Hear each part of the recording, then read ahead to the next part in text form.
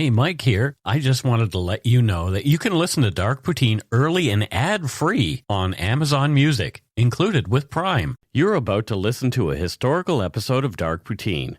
After episode 149, you will find Scott is no longer with the show. In an effort to maintain continuity and offer listeners as many episodes as possible, we are leaving the episodes in which he co-hosted intact. Thank you.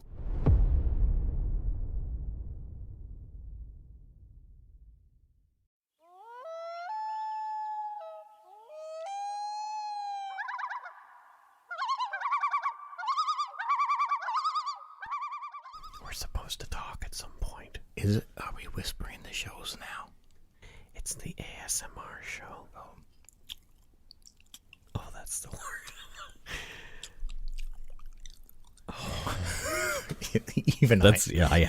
I'm uncomfortable. I hear that every show anyway.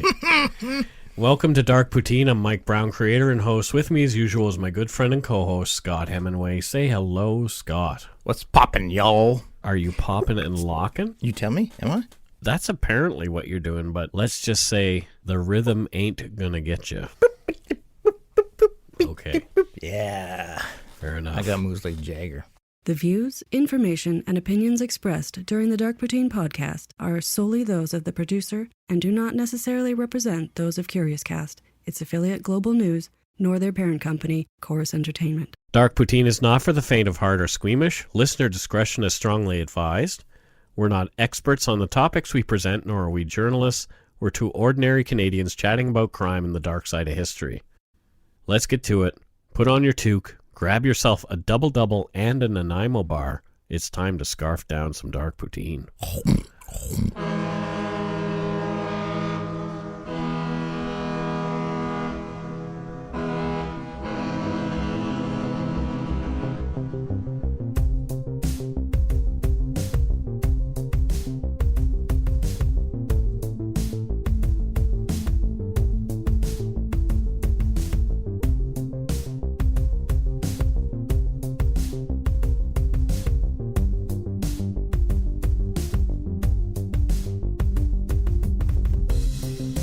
Well, I could really use a double-double. I know I'm tired. Yeah. But I always can. I always want coffee. This is episode 79. What? Right? That's 10 more than 69. Tee. Came home with the CrimeCon crud, so if my voice sounds a little nasally this week, that's why. Crime cud. CrimeCon crud. It made me seek, and it made Carol seek. Now, like you were saying, like a whole bunch of people got it, and I don't. So now I'm just like, oh God, is it going to hit me at any second? Now you're patient zero. Yeah. Hey, enjoy the Ebola. And did you see the biggest Ebola outbreak ever on the planet? It was the second. Oh, okay. Yeah, so only the second. Not impressed. Not impressed. Yeah, no, I did. I saw somebody tagged me in that article, and people need to be scared more about this shit, man. On with the show.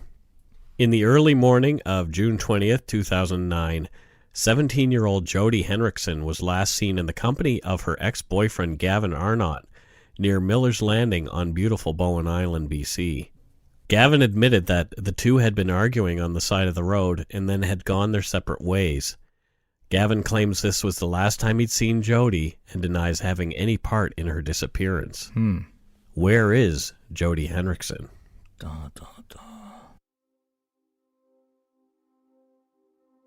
It's exactly 10 years later and she's still missing, gone without a trace. But that does not mean the case is closed. Far from it. In February of 2011, nearly 2 years after Jodi went missing, IHIT, or the Integrated Homicide Investigation Team, took over the case of the missing Squamish teen. They suspect that Jodi Henrickson met with foul play, and the disappearance is now an open homicide investigation. As we know from my personal experience, just because something isn't resolved doesn't mean the police aren't diligently working on it. That's correct. Investigators and Jodi's family believe that someone has information about what has become of Jodi, who would now be 27 years old. Many believe that Jodi Henrickson's body has been secreted and still lies buried somewhere on Bowen Island. Jodi's ex-boyfriend, Gavin Arnott, has been the only one named publicly as a person of interest in this case. He has never been charged with any crime regarding Jodi Henrickson's disappearance, nor has anyone else. So that's interesting because, I want to make sure in my capacity that I'm respecting the fact that he's never been charged. There you go. Because it's... But we have to tell his story. Yeah. Because he was the last person known to have seen Jodi. So it's impossible to separate the two. Exactly. Exactly. Yeah. But, we have to also respect the fact that person of interest, sure, but not charged, not convicted. Exactly. And, if has nothing to do with it, that would be a very terrible thing for us to accuse him of. Exactly. So we're not doing that.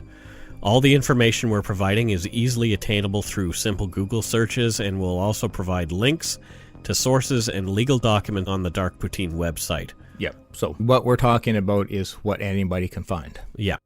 Bowen is a small island municipality just 3 kilometers from the mainland and is considered a part of Metro Vancouver. Oh, that I didn't know. It's only accessible by boat or ferry. Mm-hmm. Bowen Island is 12 kilometers long by 6 kilometers wide and is home to approximately 3,700 people. It's more people than I thought. I thought a couple hundred. No, there's quite a community over there. Bowen Island's traditional name in the Squamish language is something that I'm not even going to attempt. There's a lot of letters in there that I would not even know how to pronounce. Yeah, but I'd love to hear how it's pronounced. So Yes. If anybody knows how to pronounce it, great, let us know. But Apparently it translates to fast drumming, which could indicate the sound that the water makes as it goes by, okay. or might relate to drumming exactly. We're not sure. Yeah. We need somebody who is of the indigenous community to explain it to us. And I guarantee you somebody local who's listening probably knows. Will know, So, yeah. let us know. Bowen is still used by the Squamish and Musqueam people for deer hunting, so Oh. it's still part of their traditional hunting ground. Okay, pardon my ignorance, but wouldn't you eventually run out of deer to hunt on an island? A small island like that? Well, here's the thing. We used to see deer swimming back and forth to different islands in Nova Scotia all the time. So you'd be going along in your boat, your cabin cruiser or your sailboat, and you would see something sticking out of the water, and you would think, oh, that's like a seal or something. And Yeah. you'd get closer, and sure enough, it was a deer swimming. What possesses a deer to be okay, I've got all this massive force behind me, but let me go jump in this water and see, Well, you'd have to ask a deer. I will, Mike. I will. I've had many a conversation with deer. It is quite bizarre, though, coming upon like a deer with a big rack of antlers swimming God. along in the I would water. imagine. It's really weird. Yeah, because that's not at all what you're expecting to see. Oh, is this a log with some branch? Oh, no, it's a deer. Yep. Spanish explorers were the first Europeans to set foot on the island in 1791, naming it Isla de Apodaca, after a Mexican town. Oh, interesting. In 1860, English Captain George Henry Richards renamed the island after Rear Admiral James Bowen, master of the HMS Queen Charlotte. Okay. Oh, so that's where it got its name. There you go. From Wikipedia, quote, in 1871, homesteaders began to build houses and started brickworks, which supplied bricks to the expanding city of Vancouver. Over the years, local industry has included an explosives factory, logging, mining, and milling, although there is no heavy industry on the island at present. Yeah, End quote. Yeah, I've always been under the impression that it's just a quaint little city, town, whatever you want to call it. Like, everybody I know who goes there, it's like they've got like a second home or a cabin there, or they just want quiet living. Yeah, lots of people do live there. Like I say, there's 3,700 permanent residents. And it's a rural suburb with a more laid-back feel, and that's probably due to the fact of its issues with its accessibility. Yeah. Being only accessible through water. Many people commute to jobs on the mainland now, although there are many small businesses providing services to island residents and many tourists. So the ferry, do you catch it at the main terminal? Yep. Okay. Yep. And how much does that cost you? No? I don't know. I can't remember. Because I'm wondering, I'll have like, to it's look such it a small jaunt. Is it free? up. It's not. I don't believe it is free. Huh. Anyways, okay. I can't believe I've never been there, and it's like right there. It's also home to a well-known drug rehab center called the Orchard, and it's a pretty high-end place. And it made its home on the picturesque and isolated little island because it was a great place for people to go and kind of get away. Yeah, it's very isolated. And so, Yeah. if you're somebody who... Wants to recover from drugs or booze. Yeah, or whatever. having that isolation is probably fantastic. This isn't an ad for the Orchard, but I'm just saying that's one of the places that exist there. Yeah. I've personally been to Bowen a few times. Not I, Mike. Not I. I seriously, though, I think I'm going to plan a trip there over the next few months or something, because I'd really like to. When you've got something so close and so beautiful as I hear, it's silly to not go. We locals typically call it just Bowen, leaving the word island off for brevity.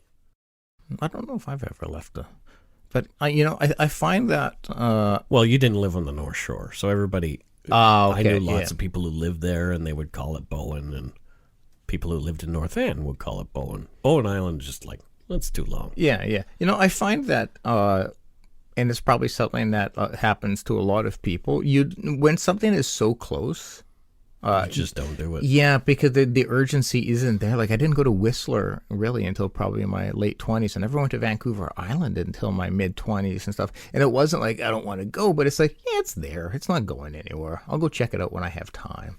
There have been many films shot on Bowen Island, and one was the 2006 remake of Wicker Man starring Nicolas Cage. Oh. I worked on that show as a production assistant and traveled on an early morning shuttle boat to and from the location. Every day? Every day. Wow. Nicolas Cage himself arrived to set via helicopter every day and was picked up by his driver and brought to set. You know what? Good for you, Nick. Good for you, Nick Cage. That's how I would, if I could, and I don't think that's like an arrogant thing. It's like, if I could do it. It actually would save him a lot of time waiting on the ferry and in the lineup and all that kind of stuff. Oh, I would imagine, yeah. The days I was not directly on set, I spent watching trucks on the remote dirt roads and in the forest on the island. As the crew were closer to the filming location, they needed someone to watch their gear. Okay. I spent hours alone in the hot sun, often without seeing another car. I was struck by how remote that place felt, even though busy West Vancouver is just across the water. Yeah, very neat. My time there with the film crew was the summer of 2005, a full 4 years before Jodi Henrickson went missing. Gotcha. Looking back, I can see, although the island is relatively small, its remote feel and thick woods could possibly provide the place needed to hide a body. Yeah, something about isolated, desolate areas. She could be anywhere over there. Yeah. Let's look at Jodi's story a little closer. Jodi Henrickson was born on February 23, 1992 to Bob, a longshoreman at the Squamish port, and Nancy Henrickson. She also had a brother, Rob James, and a younger brother, Dylan. When she was younger, Jodi was involved with the Brownies and Guides. She was close to her... Yeah, exactly. Your girls do that, too. They do. She was close to her family growing up. By all accounts, she was kind, sensitive, and outgoing. She had lots of friends and loved to hang out with them. Sounds great. She was creative, so when she wasn't busy with her pals, she was busy drawing. A few of Jodi's friends still hold on to the drawings that they gave her. Oh, my heart. In a 2012 article in Peak magazine, Jodi's brother, Rob, said many of her artworks still adorn the walls of the Henrickson family home. Quote, "We have quite a few of them around the house," said Rob, adding that though Jodi's room is redecorated, the house is filled with mementos of her. There's pictures of her all over the house still. I guess it's pretty hard on my mom to have to see all of her clothes and different things, end quote. Oh, God. Yeah. Again, as I do often, I picture my kids, and Violet loves to draw. Our house is littered with her drawings, and so I'm picturing, like, how that would... Oh, my God. Family, poor family. Jodi enjoyed dressing up for Halloween every year. One Halloween, Jodi and her friends had memorably dressed up like the girl group, the Pussycat Dolls, and I saw a picture of it on Facebook. Yeah, I forgot about the Pussycat Dolls, and I'm not upset about that. Jodi loved a good prank, but she had a hard time lying. Some said she was impulsive and not entirely predictable, liking things spur of the moment. So, as a lot of creative people do. Yeah, I so relate to that. Jodi loved her dog Panda and would often take another stuffed dog along on their walks. Oh. Jodi was a decent student, but liked English far more than math. Not that I relate to that at all. Jodi had just finished grade 11 at Howe Sound Secondary in Squamish. On the month she disappeared. One friend said that Jodi loved to cook, another creative outlet. Mm-hmm. Jodi had apparently been considering a career in food at one point. Oh, okay. Jodi was a small, pretty brown-eyed girl with a great smile.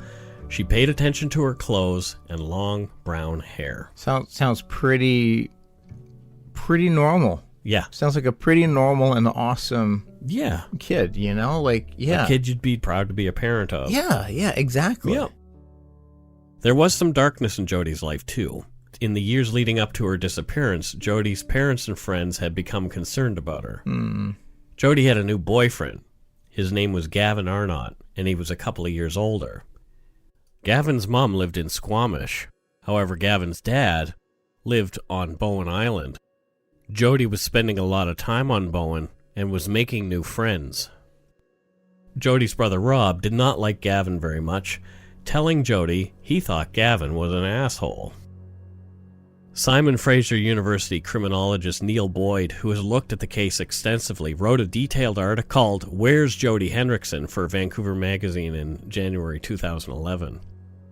The article provided us with a lot of insight into the history between Jodi Henrickson and Gavin Arnott, as well as timelines according to eyewitnesses that Boyd had spoken with. Oh, okay. Gavin Arnott was a troubled guy at the time that he was seeing Jodi.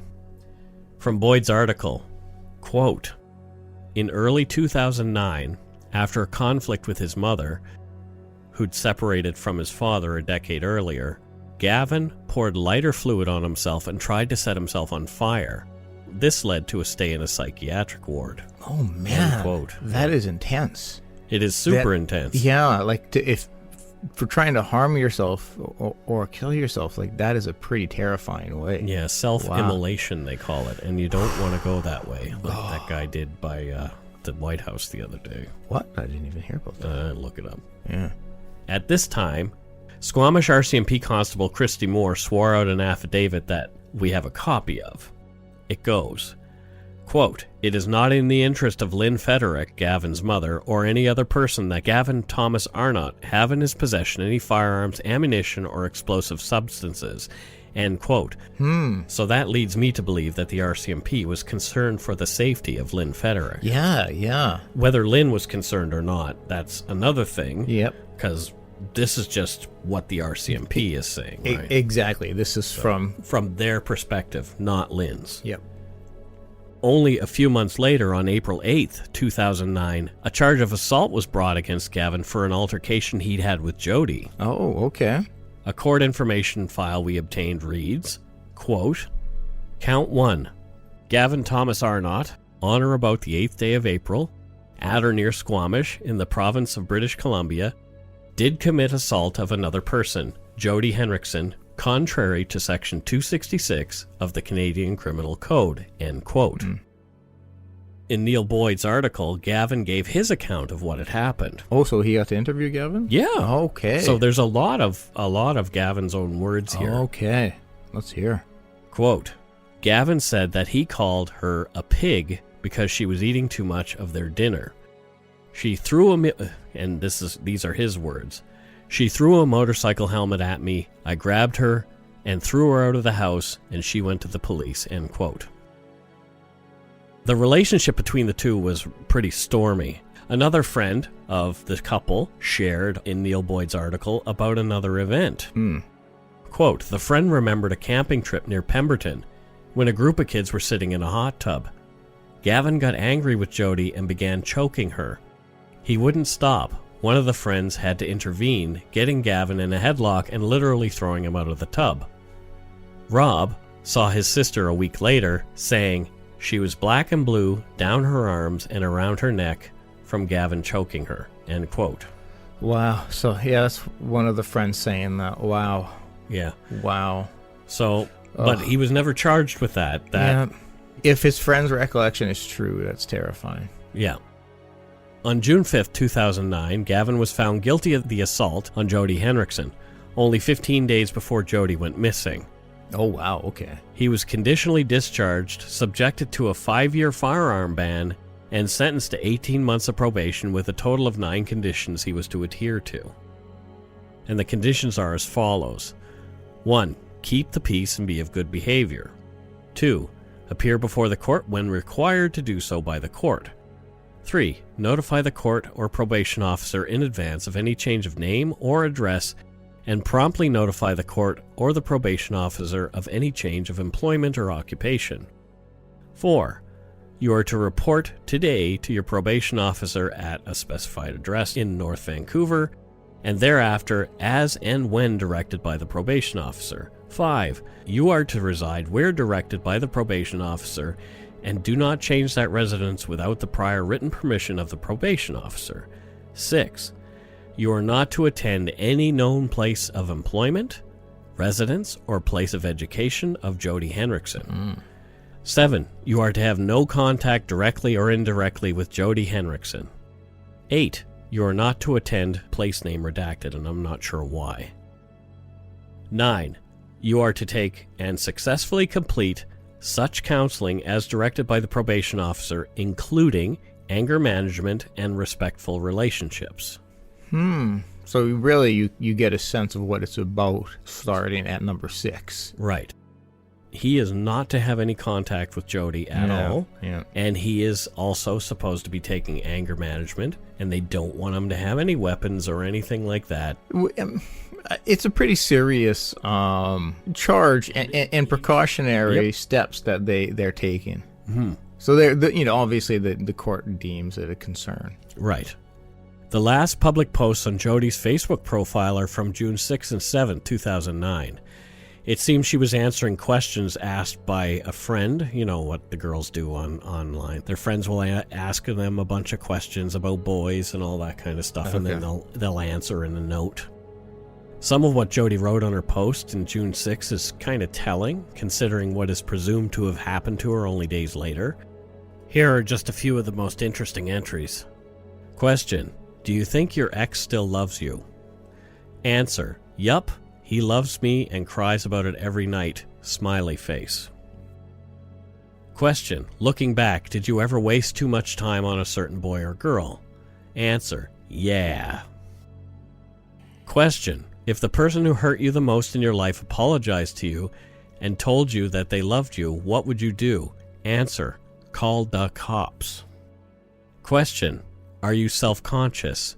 Answer: ish. Question: could you ever be friends again with somebody that broke your heart? Answer: after time, maybe, but probably not. Question: think back to your most recent relationship. Was it all your fault it's over? Answer: I don't think I would say that.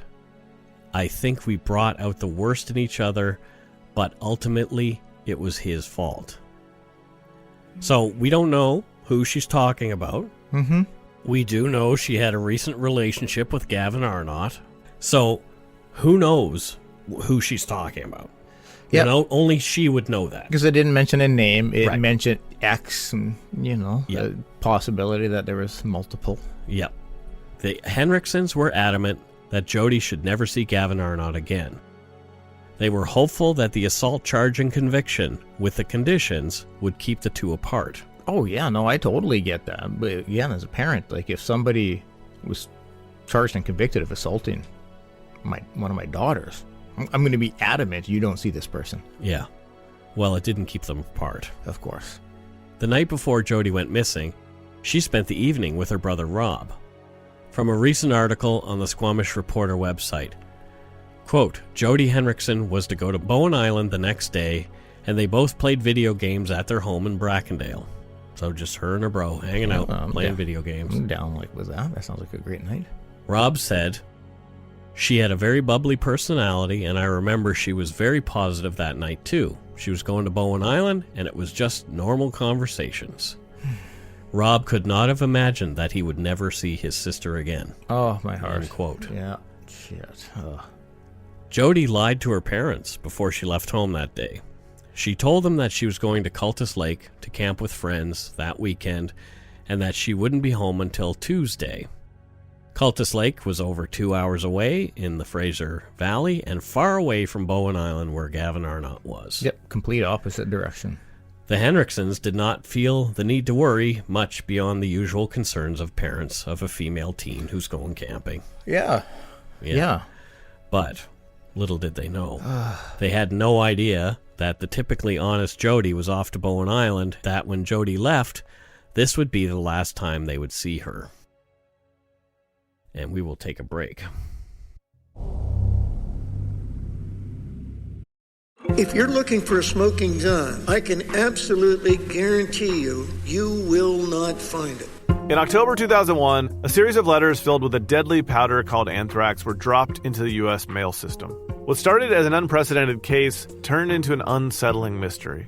Who sent these deadly letters? And why? From Campside Media and Sony Music Entertainment, I'm Josh Dean, and this is Cover Up Season 4, The Anthrax Threat. Available now.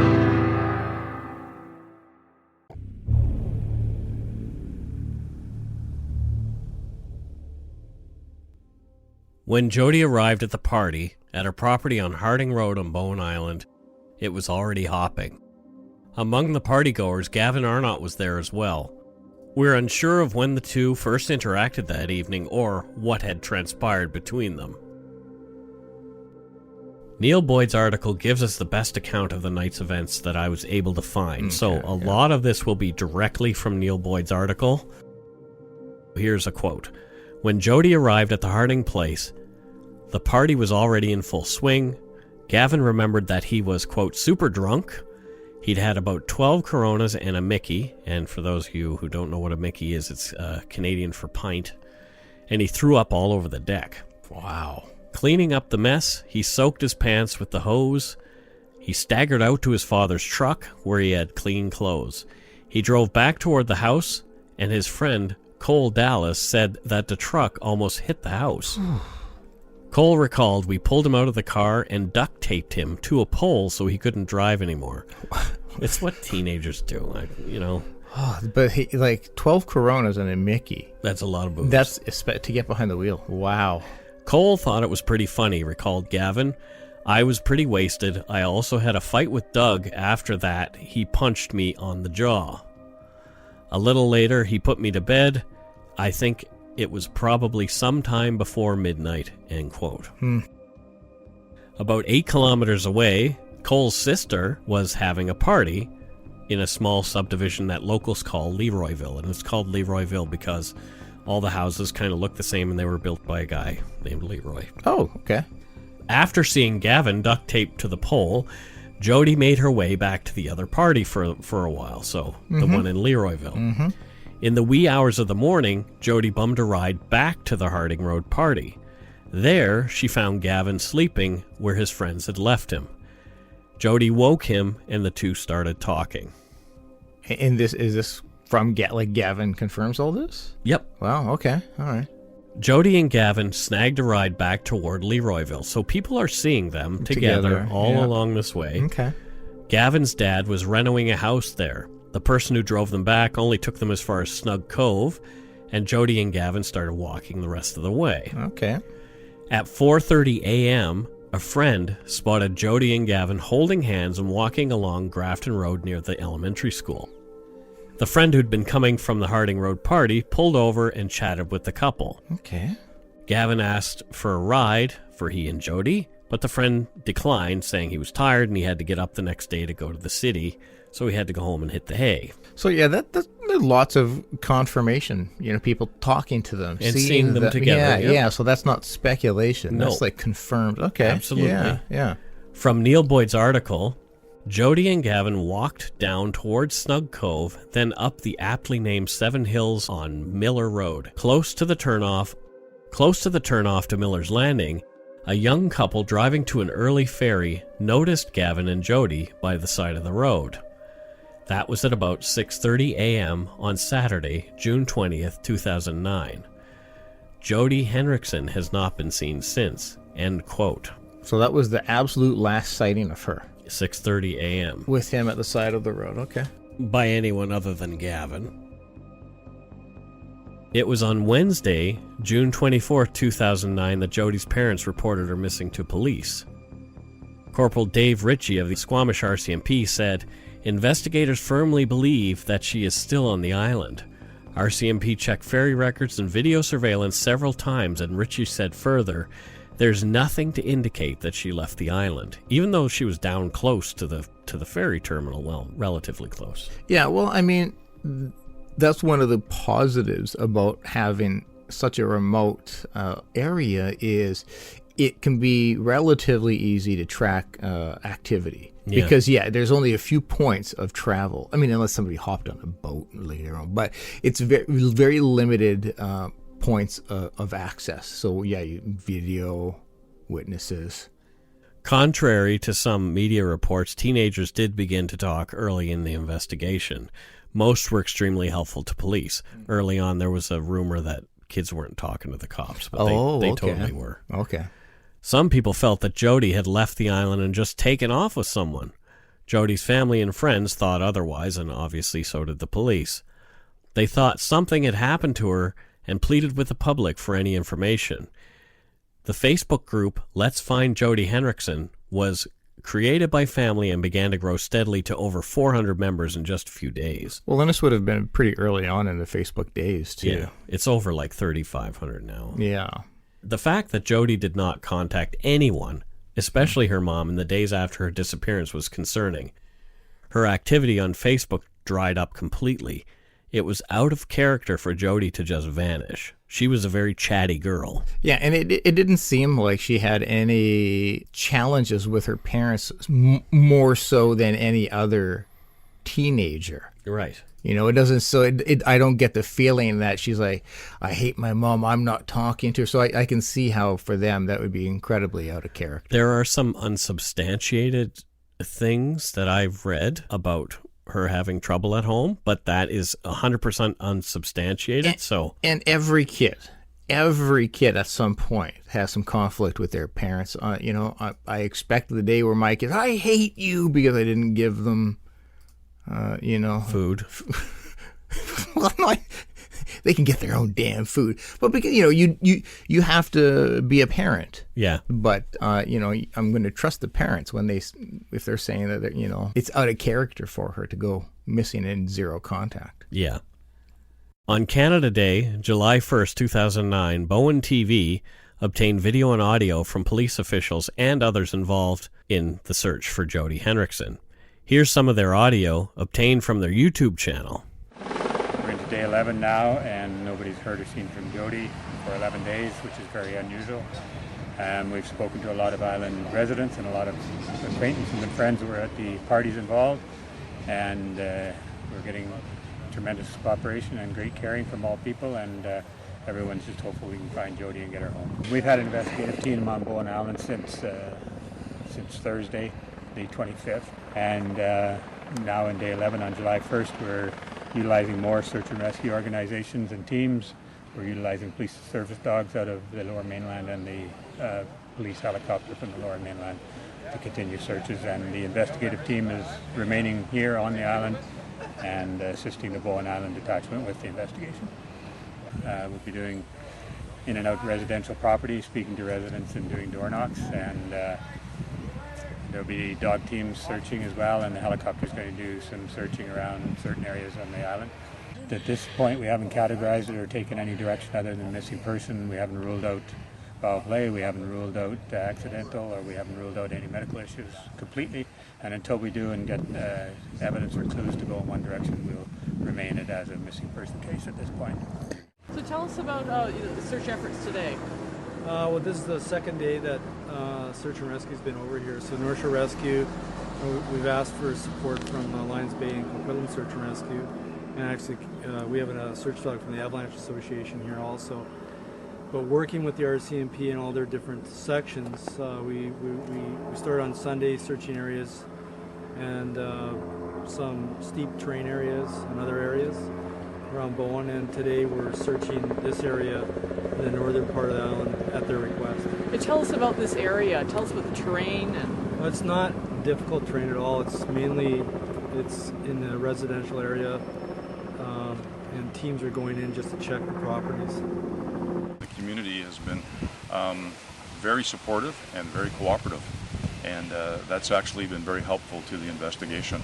And it's times like this when people in a small community, when they band together and they come together, that we the police and the public, when we all have the same objective, and that's to find Jodi, it greatly increases our chances of success. So to your viewers and those who have called and those who have assisted us in the investigation, on behalf of the RCMP, thank you very much. It's been very helpful. And once again, I can't say this enough, if anybody has any information about Jodi, please give the RCMP on Bowen Island a call. So there you go. It sounds like they were really diligent. Yeah, they threw a lot of resources into the search for, Jodi. You can hear the helicopters constantly above. Yeah, it's why I used that audio, because I felt like it gave a really good indication of the amount of resources that were thrown at finding Jodi Henrickson. Yeah, you really get the impression that they weren't taking it. She just ran away. Yeah, no, it was definitely taken seriously. Yeah. Gavin Arnott was publicly identified early on as a person of interest in Jodi's disappearance.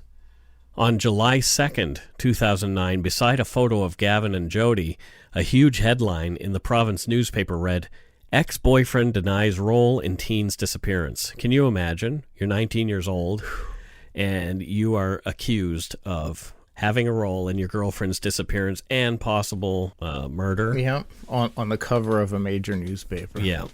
So everybody saw it. Yep. In the accompanying article, Gavin Arnott said, "According to police, I was the last person to see her, which puts me in a really bad spot because it makes me look like I did something." Okay, well, that's very... Absolutely. Yeah. Gavin claimed that he had seen Jodi even after he'd been sentenced for the assault. He said she tricked him into a meeting in a park near her home in Brackendale.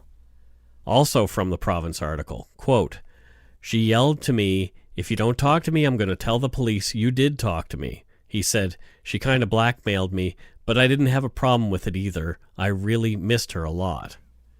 After their encounter on Bowen, Arnott said, "I didn't see if she walked off or what happened.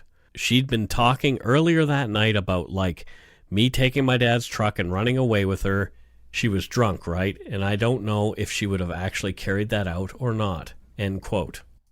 Arnott went on to say that he had nothing to do with her disappearance and that he hoped Jodi was okay and that he would never do anything to hurt Jodi again. So he was even owning up to the previous assault. Yeah, he was. Yep, he was. And he's saying the things one should say. Yep. He's being forthright about, I was with her. And Gavin had been interviewed by police for at least 8 hours in the days after Jodi's disappearance. Neil Boyd's article gives Gavin's account of his movements after he claims he walked away from Jodi without looking back. Oh, I'm interested. Quote, "He said he went to his father's rental house where he was supposed to work that morning, taking out insulation. He said he slept at the rental house for about an hour, then hitchhiked back to Doug Harding's house. At about 8:30 a.m., Gavin was picked up near the school by a young woman who worked at the Orchard, the treatment facility for people with substance abuse problems. Yeah. Gavin said he walked from the Orchard to Doug Harding's, about a kilometer away, and picked up his father's truck. He said he packed up some empties and cleaned up after the party, but didn't see anyone. Quote, I was probably there about 30 minutes, then I drove back to my dad's rental house and worked on pulling out the insulation. A little after 11 a.m., Gavin arrived at the Legion. There was a memorial service for a local Bowen Islander who had died the previous week after decades of heavy drinking. Todd, A friend of Gavin's remembered that Gavin got to the service a little late. I could hear the truck arrive outside, and he looked pretty messed up, Todd said. Yeah. A friend of Jodi's from West Vancouver also remembered seeing Gavin at the service.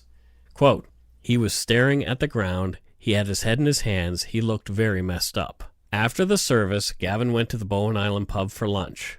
Quote, I ordered some potato skins, he said, but I couldn't eat them because my jaw was still sore from Doug hitting me. I went to the pharmacy and got a protein shake, end quote. Another friend recalled seeing Gavin at the pub in the early afternoon. He looked, quote, fucked up, she told one of her friends. That night, Gavin slept over at Doug Harding's house, and the next day he returned to his mother's place in Squamish, end quote.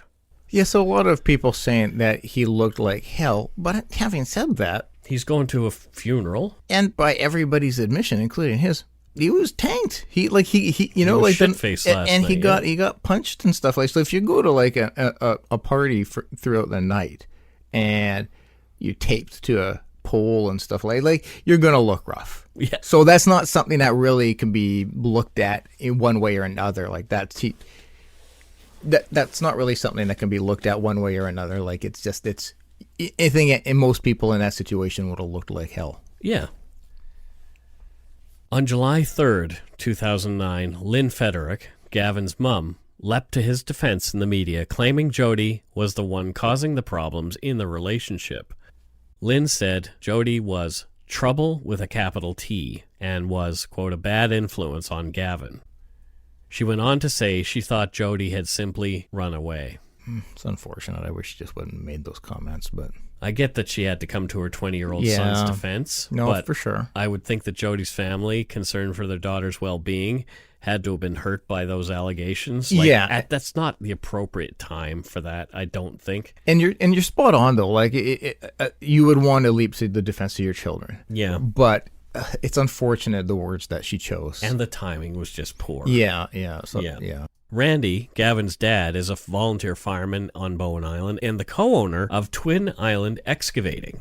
Oh, okay. According to Neil Boyd's 2011 article, Randy was informed by police that they believed Gavin had actually murdered Jodi on the morning of June 20th, around Miller Road between 6:30 and 8:30 a.m.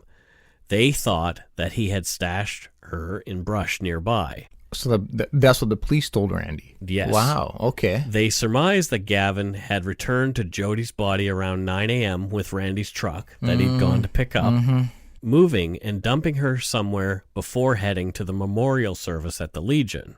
Interesting, okay. Randy himself told Neil Boyd that he'd checked on his excavators after talking to police. Gavin knew how to operate them. Wow. Randy said he was relieved when he found them untouched. Randy has said in many interviews after that he does not believe that Gavin had anything to do with Jodi going missing. The search for Jodi Henrickson eventually wound down. There was no trace of her. But her family still wants answers. There's even the faintest hope that Jodi is still alive and out there somewhere. Maybe she really did run away, but... My question, and I don't know if you stumbled across it during your research, so Randy checked the excavators and stuff like that. I'm assuming the police must have done their due diligence and checked all of that stuff as well. Apparently they did, and they checked properties nearby for signs of digging with an excavator. And they could find nothing unusual. Yeah. Yeah. It's not a cold case to Jodi's family, obviously, nor is it to police. Yeah. Because it keeps coming back. It keeps coming back in the news, too. Even a year later, July 2010, police were back in the area near where Jodi had last been seen with Gavin. From SquamishChief.com, quote, investigators are processing several bags worth of material gathered Saturday, July 17th, after volunteers, police, and search and rescue workers combed the Bowen Island locale believed to be the last place missing Squamish teen Jodi Henrickson was seen more than a year ago. It's unclear whether progress was made during the search of the Seven Hills area, which is off a main road and characterized by underbrush and vegetation about 30 feet from an embankment leading to water. End quote. So they're probably looking for shreds of clothing. Yeah. anything that would indicate that Jodi had been there even for a brief period of time. Yeah. Near the end of Neil Boyd's January 2011 article are some words from Gavin Arnott. Quote, Gavin himself acknowledged that people on Bowen were at first very suspicious of him, but it's died down, he said. Boyd asked him, do you see why people think you're the person who's most likely to have killed her? And Gavin said, yeah, I get that. I'd feel suspicion of someone in the same circumstances as me. Oh, that's... Yeah, End quote. Yeah. So... He's owning that. He's not running away from that. Yeah. The problems weren't over for Gavin, though. Just months after talking to Neil Boyd, he was in trouble again in May of 2011. From a breaking news article on the CTV News website, quote, CTV News learned this week that Arnott has now been charged with sexual interference and possession of child pornography for allegedly keeping illicit photographs of a 14-year-old on his cell phone and computer. Oh, jeez. This renewed hope for the Henrickson family, but once again there was no new leads in regard to Jodi's whereabouts. These two things aren't connected. Yeah. In February 2012, according to another CTV breaking news article, Gavin Arnott was arrested and held for breaching his bail conditions. Quote, court documents accuse him of contacting a 14-year-old girl who he allegedly had sex with. He had been charged with sexual interference and child pornography for allegedly keeping illicit photographs of the girl. The age of consent in Canada is 16. This is the second time the young man has allegedly violated his bail conditions. End quote.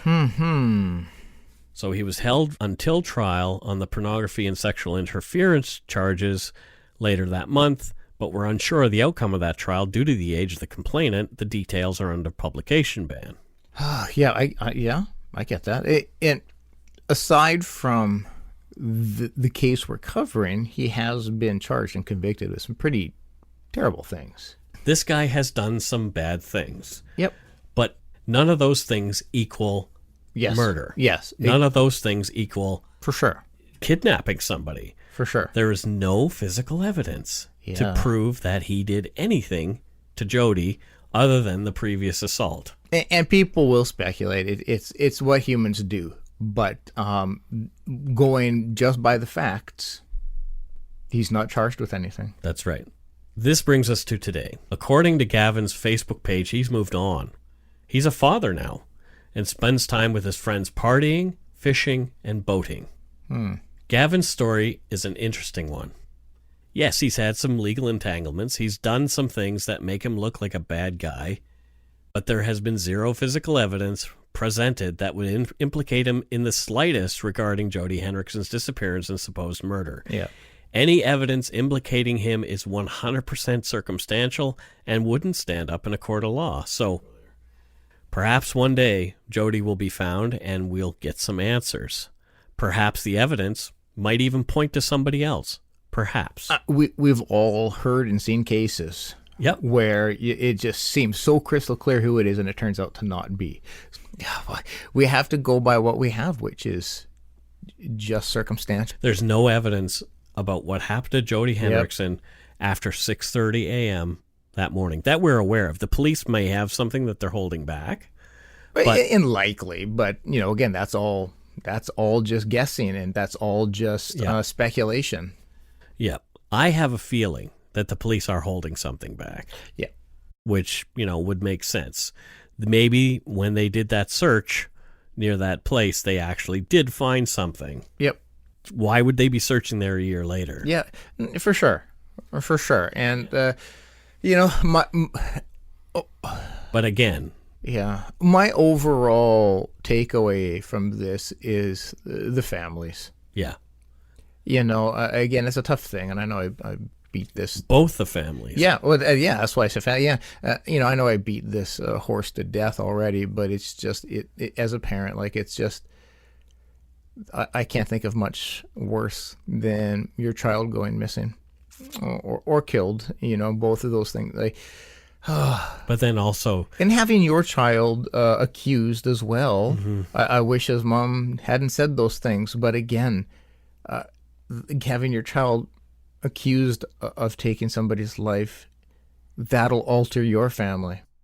We want to remind you again of the facts of this case, because at the end of the day, Jodi Henrickson is still missing 10 years later. Yeah. At the time of her disappearance, Jodi Henrickson was 17 years old.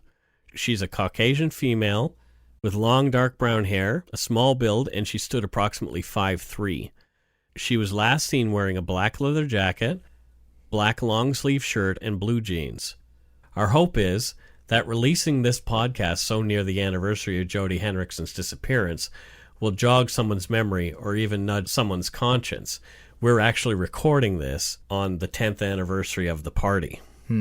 If you know something, anything at all that might help or even bring Jodi home, the police and Jodi's family want to hear from you. The Integrated Homicide Team IHIT tip line number is 1-877-551-IHIT or 4448. The team's email is ihit.tipline@rcmp-grc.gc.ca. Anonymous tips can be left with Crime Stoppers at 1-800-222-8477, or tips can be shared through solvecrime.ca. A cash reward of up to $2,000 will be paid for any information which leads to an arrest and charge. We'll leave all the information in our show notes this week too for contact. But again, if you saw anything the morning of June 20th, 2009 on Bowen Island around 6:30 a.m. and have something that you'd like to talk to the police about that you overheard or maybe know that happened later, please let them know. Let's give the family some closure. I don't know if closure is even really a thing. No, it's not, but it answers. Yes, that's the perfect phrase. Let's give the family some answers, because the purgatory is the worst. That what happened. Yeah, and it feels like that. It feels like a purgatory, I'm sure, to them. Yeah, so at least to be able to know which direction to move in. Yeah. It is something powerful, and let's try to get the family what they so need. That's it for this week's story. One thing, I'm always concerned when the police have somebody in mind, and they, like I say, they may know far more than we do. Yeah, there's typically reasons why they have a macro focus on somebody, yeah. but we've also seen cases where they've been wrong. Exactly, like look at Damien Eccles. Oh, yeah. You know? Exactly, yeah. They had a laser focus on that guy as the bad guy. Yeah. And he was an interesting cat. Like, he self-proclaimed, like, Satanist and doing all kinds of... Yep. Just a weird dude. Yep, correct. And intentionally weird. Yep. So, why not, like, that guy stands out? You know? Yep.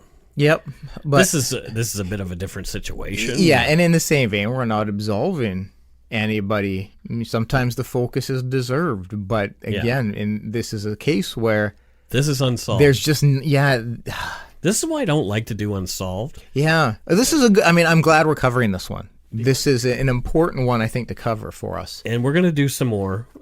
We're more concerned. We don't want to paint somebody as guilty. Because we try our best to not be speculators. Right. You know, we try to cover cases where we've got the facts, including the closure, like including what happened. Yeah. And so when you're just left hanging, that leads to speculation. Yeah. That's all that does. So we know that lots of people are going to speculate on this case, but try and keep in mind the facts that you have. Yes. Armchair detectives are going to say so-and-so or so-and-so did it. Yeah. But guess what? You honestly don't know. Until somebody is convicted in a court of law, and sometimes even that. Yes. You know, you still don't know. Yeah. It's an interesting world that we live in. Yeah, it really is. Everybody now has a voice as well. Yeah. So everybody can post and shit like that. It's an interesting time because in the past you would have ideas and speculation, and you could tell your friends. Yeah. And now you can share this stuff everywhere, and that can change dynamics of things, and so it can damage somebody's life. Absolutely, absolutely. And we don't want to do that, and that's why we're sharing only things that are readily available on Yep. a Google search. Not anything we thought or Nope. think. Nope. None of this is new. And I'm sure even if Gavin listens to this, none of this is new to him either. So I don't think he'll be surprised by anything that we've said here. Yep. Yeah, we're trying our best. We're trying our damnedest to just be want- as objective as possible in presenting a tragic case. We want somebody to be found. At the end absolutely. of the day, it's like we said before, we just want answers For the family. for Jodi's family. Yeah. That's it. Well, and Gavin's family as well. Yeah. Well, sure. If it turns out that Gavin, through evidence, is absolved, all the better. Or if it was the other way too, at least people they know directions to go. Some finality. Yeah, you can say, okay, well, this sucks, but I need to process it. Yeah. And at least nobody's left in limbo and in purgatory. No, that's a great word for it, is that purgatory. It really, that is what it is. Neither of us are religious folk. No. Yeah, Scott and I, if we walked into a church, it would burn to the ground, I think, pretty much instantly. He's just walking past them. I see smoke. You see smoke coming out of the church? Yeah. Yeah, it's they probably would not allow People open the door and hiss at me. Hiss at you? Yeah. When I walk, wow. yeah. Well, that's it for this week's case. Woo! Let's move on. Let's do that. Because what I would love to do is thank our patrons for this week. Those wonderful people. That isn't speculation. No. That is fact. It is fact because they are kind enough to want to help us out.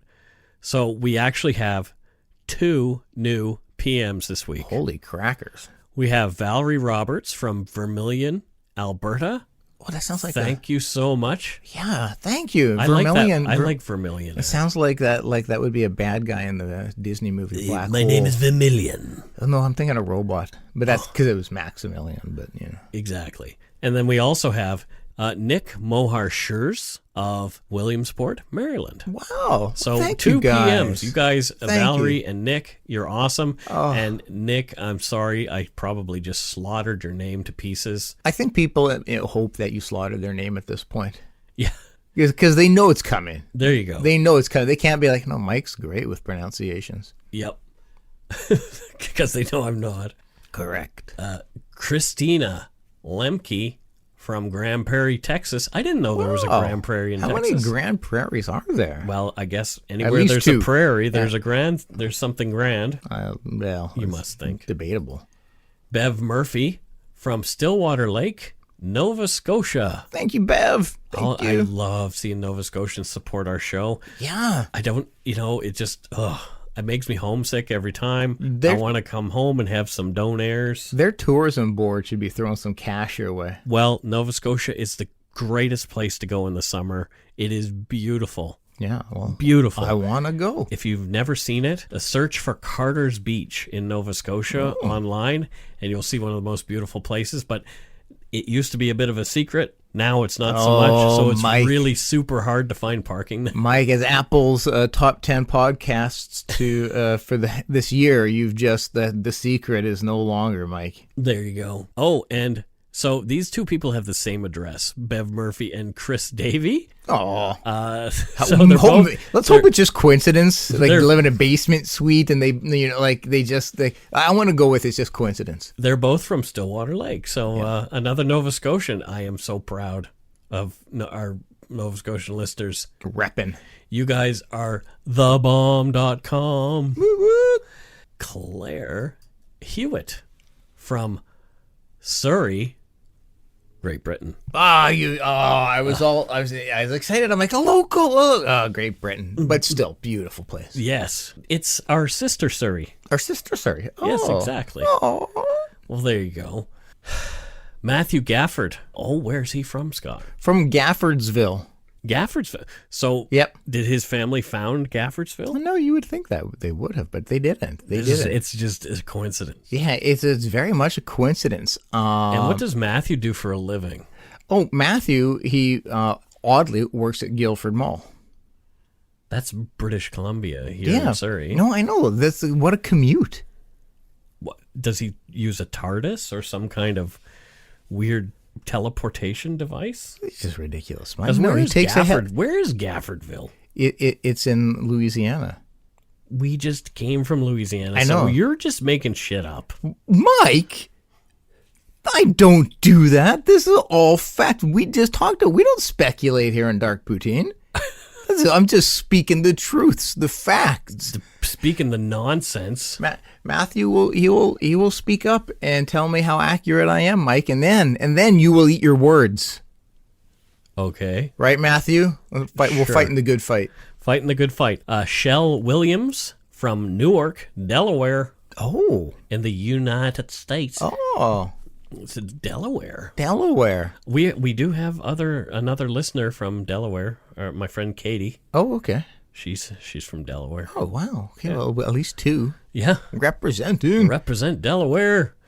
And finally, not last, but not least, Sarah Paradis from Shelburne, Ontario. Shelburne. Interesting. Oh. So I didn't know there was a Shelburne in Ontario because there's a Shelburne in Nova Scotia. Shelbyburn. Shelburne. Yeah. My mom, he wasn't a stepdad, but my mom dated a fellow who lived with us for like 8 years. It was the same last name. Interesting. I wonder. Oh, really? Yeah. How is your mom, Scott? Great, I think. I never hear from her on Twitter anymore. I think she's forgotten about us. Probably so. Rightly so. Rightly so? My daughters will be going to spend some time with her next week. Okay. So that they're looking forward to it. I'm looking forward to it. She's looking forward to it. Excellent. My kids love spending time with my mom. They'll probably go there for a good week or so in the summer as well. They I think I've only met your mom once. Oh, for real? Yeah. Oh, we're gonna have to go take a jaunt out there then. Yeah, because one of the people who live in her complex in her co-op. Last time I was there, she's like, my mom was like, oh, and this is my son. She's like, oh, the Dark Poutine. Oh, I love your show and stuff. So imagine if we're both there. Have like a little meetup at your mom's place. But we should try to make a drive out there. Yeah, for sure. Go hang out. My mom loves White Spot. We can go to White Spot, drink the milkshakes, and die. Thanks so much to our patrons, past and present, for your pledges. We really appreciate your support of the show. Mm-hmm, if you want to help support the show, do it. You can do so at patreon.com/darkpoutine, or you can send us some donut money via PayPal at our email address, darkpoutinepodcast@gmail.com. Mm-hmm. If you don't already, it would mean a lot to us if you subscribe to the show. You can easily find us on iTunes Podcast, Google Play, Stitcher, TuneIn, Spotify, or wherever you get your on-demand audio. Check out our website, darkpoutine.com, for show notes and other cool stuff. Give us a follow or like on Facebook, Twitter, and Instagram. Just search for Dark Poutine.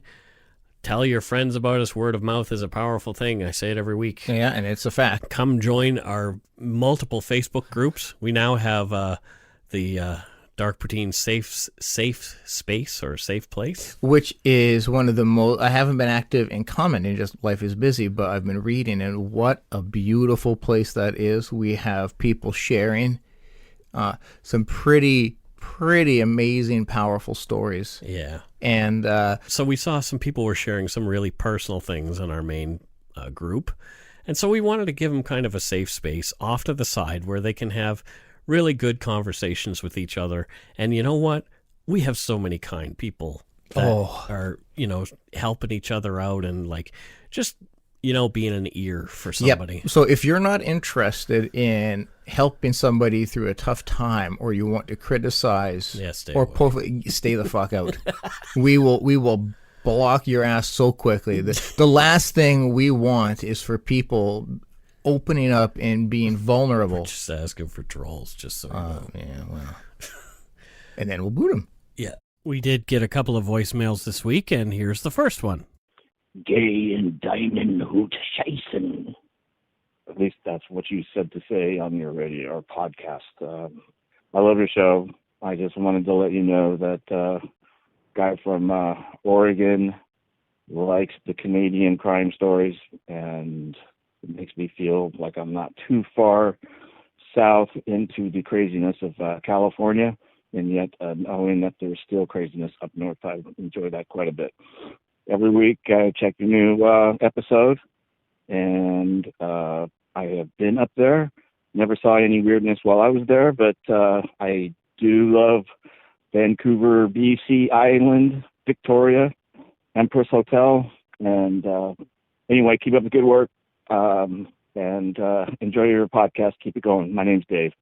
So there you go. Thanks, Dave. Dave. So we got I'm assuming we asked for a German "go shit in your hat." Yes. So I'm assuming that's what he said. He did give us instantly a German go shit in your hat. So yeah. Thanks, Dave. Much appreciated. It's not every day you have somebody tell you to go shit in your hat in German. It's not, thankfully. Yeah. And come back up, Dave. Come back up someday. We'll all hang. Yeah, exactly. Oregon's not that far. Give us a big heads up when you're coming, and we will be able to accommodate a bit of a meetup. Don't just say, "Hey, I'm here," because we might not be. Exactly. Yeah, always give us a big heads up if you're coming up here. But we love getting to spend time with the people who care about us. Well. Oh, the people who listen. I don't know if they care about us, but they do listen to us. No, that was a good qualifier, Mike. So there you go. Here's another one. Oh, massage. Let's voice massage. And this one is a really short one, and it is from somebody in Prince George. Oh, PG, the George, and she has a message for us. Hi, this is Kelly from Prince George, British Columbia. You guys should go tinkle on your tiaras. Well, there you go. She wants us to go tinkle on our tiaras. Oh, I've never heard of that. It's a good counterpart to shit in your hat. Go tinkle on your tiara? Yeah. How does she know I have tiaras? I don't know. Wow, concerning. I mean, Prince George is close. Has she been spying? That Scott has a tiara. Yeah, but I have yet to tinkle on it. Yes. But I look super pretty in it. You look super pretty in your tinkly tiara. Pre-tinkle. Yeah, pre-tinkle. Oh, boy. So, yes, we said we would play your voicemails if you left us some. So there's one. Keep doing it. Or there's two. There's two. Yeah, that's math, Mike. Yeah. I shouldn't be the one correcting anybody on math. I'm sorry. So that's it for this week. It is, correct. Yes. Don't forget to be a good egg and not a bad apple. Toodaloo. Bye, everybody. Bye.